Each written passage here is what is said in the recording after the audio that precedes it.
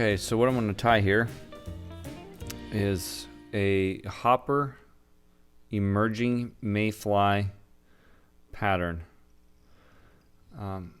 This is an experimental attractor pattern for late summer, which is, or I have dubbed A.H.E.M.P as an acronym. So I have a size 16 clean camera in the vise. I've got Uni 80 for thread, dark brown. I'm just going to take that down to about the bend, the inside bend of the hook.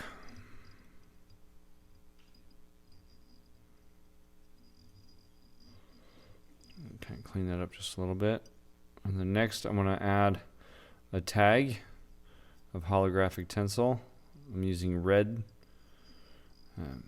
I'm trying to potentially imitate a mahogany dun for late summer. And I'm just going to start wrapping this.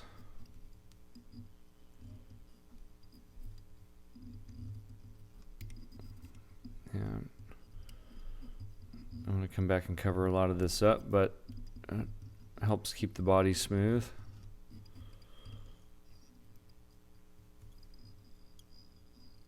And I'll fold it over, bring it back down.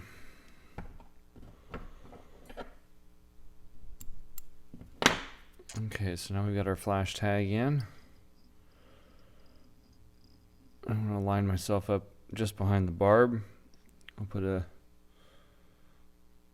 touch of super glue right on the exposed part of the holographic tinsel. Next, what we need is the tail, and what I'm using for that is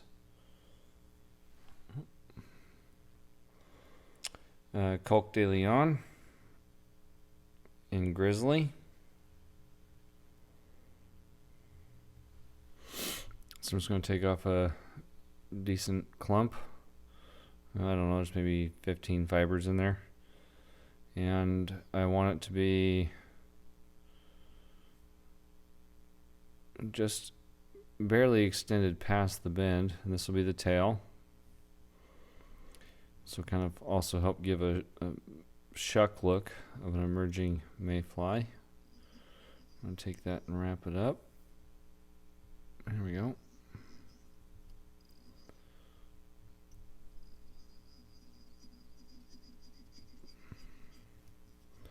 Let's tie all that in.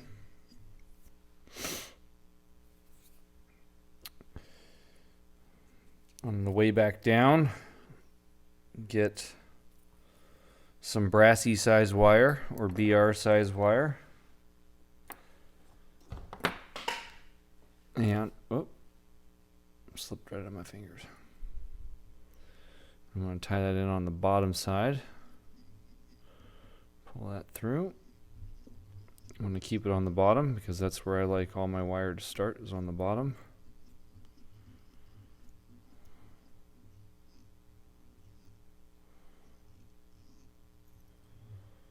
Okay, I'll get that out of the way. Next, I want to take about 4 or so pheasant tail fibers. I'm going to tie them tip side forward, but I like the way it looks when the darker side or the dull side is facing up. So we're going to tie them in with the standard shiny side facing up. And we want that right on top.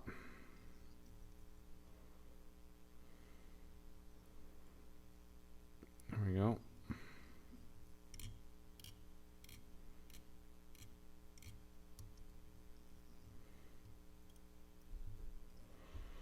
And we just want to center it so we can easily bring it over the top. We can come in and trim that out. Next, you can get your dubbing. In this case, I'm just going to use some dry fly dubbing in mahogany for the abdomen.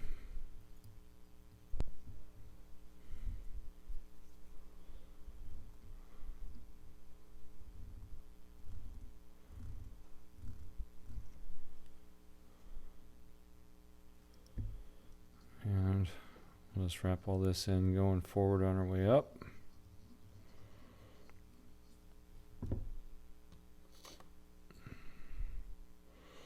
I like to always try to leave that stuff at the very end loose so that it's easily connectable. And you just continue on with the same taper that you're working with. That's the way I like to do it anyway.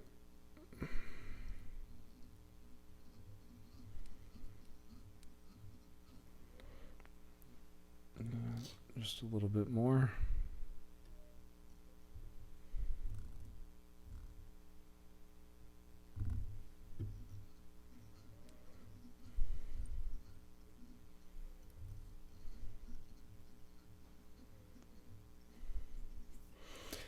And I'm going to bring the pheasant fibers up over the back.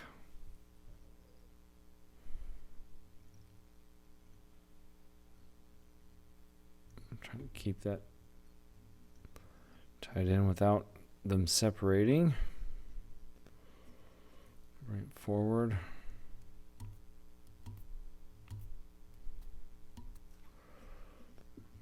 Pinch those off. I'm going to bring this back, my thread back, and now I can just rib my fly with a couple in the back, and now right over the top. I go loose over the top, and then I'll pull down, and it'll help keep that from shifting all over the place on you.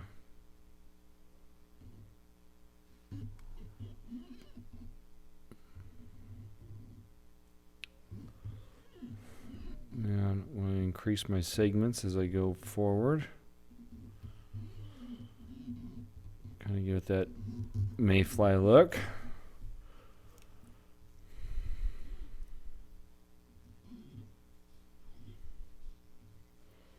I'll tie this in going forward.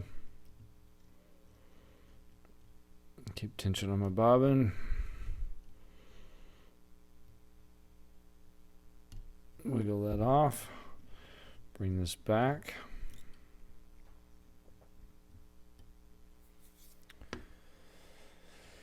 Next, what we need to do is I've got some, excuse me,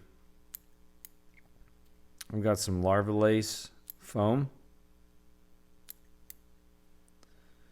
I just want to trim it into a point for the wing buds.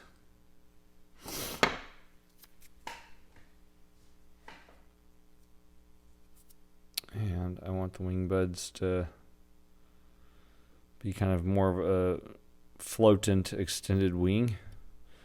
So line it up with about the back.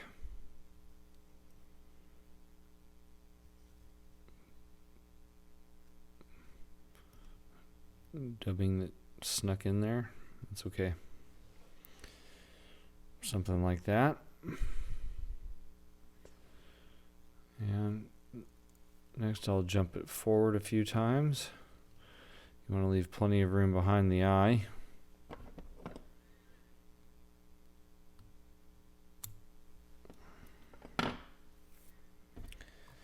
Next, what we need are 2 pieces of wire.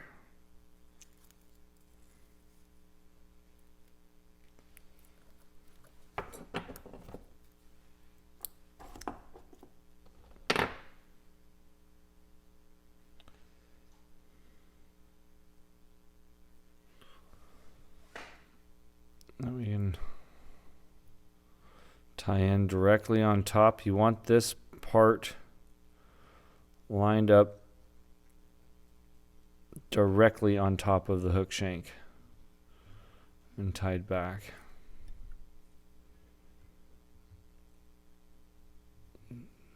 This part's kind of a big deal. Make sure it's right on top. And I'll take my wire scissors and trim that out.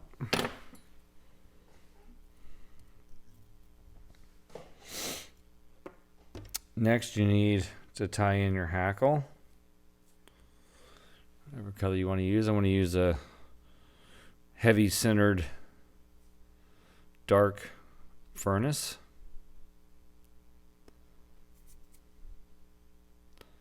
Normally I prep these dry fly style. I'm not going to do that this time. I'm going to leave the shiny side up and place it right next to the base here where my wire's tied in so that everything lines up, but it's off to one side. I'm going to start to tie that in. A few wraps in, trim that out. You want to make sure this is laying flat. Let me tie some more of this down. Excuse me. Next, we're going to go back to our lava lace foam and trim a little point. I'm going to place it right on top. Catch that in. You know, you want to make sure that this is even on both sides with where your wing is when you tie this in so that all the connecting pieces come together looking right.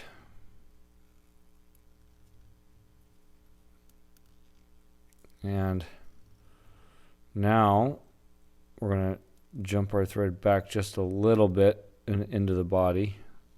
Not much, not even quite 1/16 of 1 inch.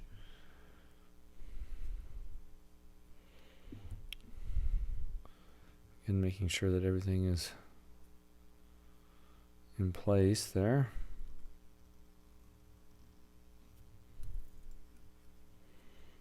Work it back and forth just a little bit. Next, I'm going to take, excuse me. Next, I'm going to take my dubbing blend. What I've got here is just, it's just a blend of peacock ice dub, black peacock ice dub, some olive brown peacock ice dub, some brown leech type dubbing. Just stuff that's really easy to pick out is what I'm looking for, and at the in the color kind of combo that I want it.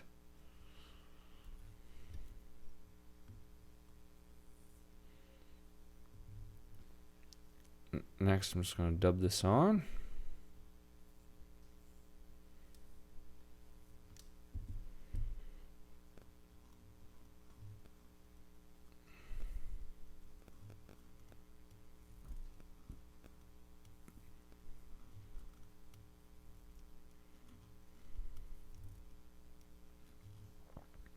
You want a reasonably thick thorax here.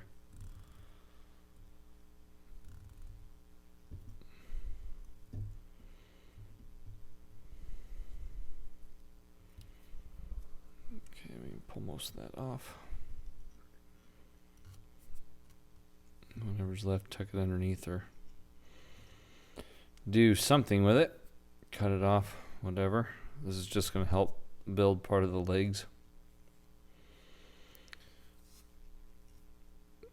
Now we want to make sure that our thread is back a decent ways from the eye. I've got about a bodkin width there.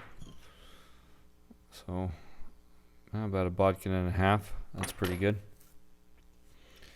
Next, I'm going to bring my foam over the top.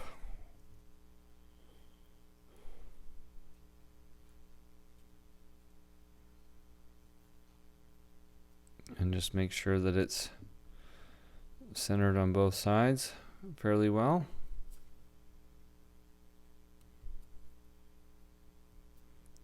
can tighten down. And I'm going to put a few wraps in front, working back to make sure I keep that eye clear. And now we can trim this out a good 1/2 inch in front. Next, I'm going to lift my wire straight up.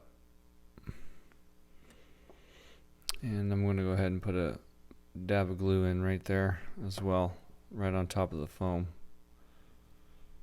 just to help make sure it stays where it's supposed to. Okay. Next, we're going to build the actual hackle stacker. So keep your wire up top, try not to move it around too much.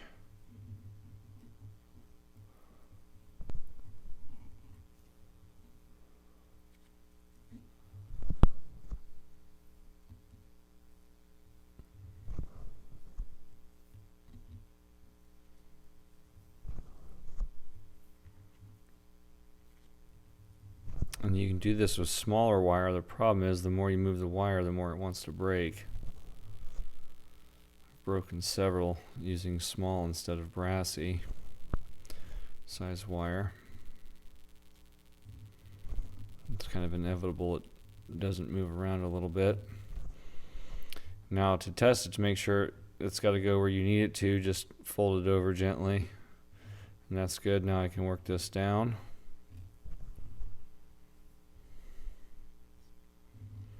Through itself.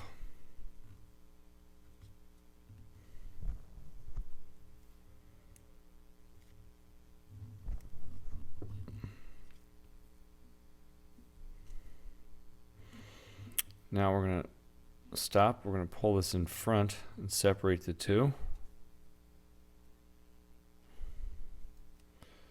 And we're just going to go ahead and catch everything right here. You want that so it's centered right where the hackle stacker is going to go. Again, making sure you keep your eye clear.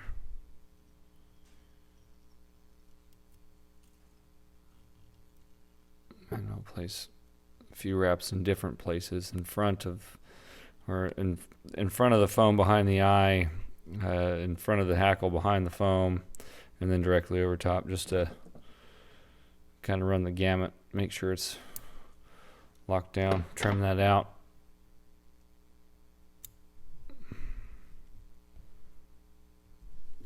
And then we can kind of trim up anything.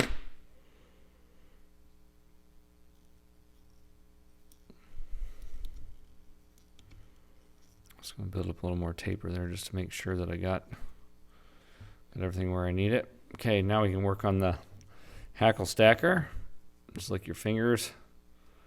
Draw everything to the back.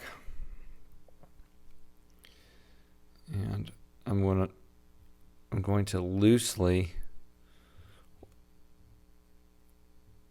lay everything in front, centered. You can see that. And I'm just going to place 2 soft wraps over. Now I can readjust my wire where I want it. And pull up. And that wire is going to slide right into place, which is pretty cool. There's not a whole lot of fight there, like there is with other hackle stackers. And I'm going to put a few more thread wraps in front and kind of pinch everything, and one at a time remove these wires. Okay. Now to finish it, I'm just going to glue the thread itself. Excuse me. Everything's blooming around here.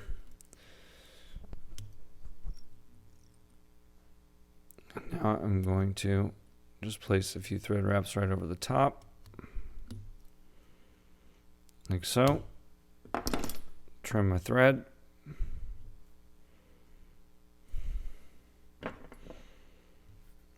you can come in and groom it the way you want.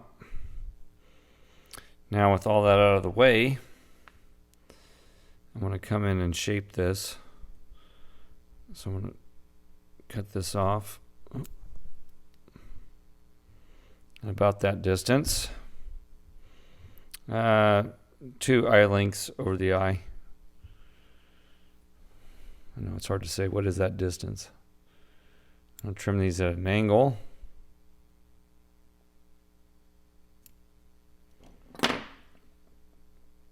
Something like so. And then just for fun, I'll come in and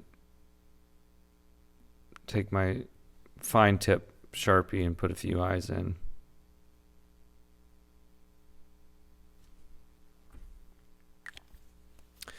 And if you want more legs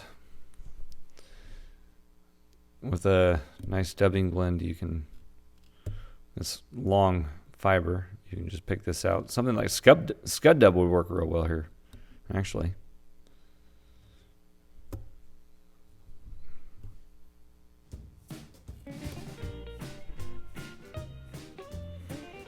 And I'm just a tad up on the eye more than I'd like to be. I'm just going to shove everything back while it's kind of still drying. There we go.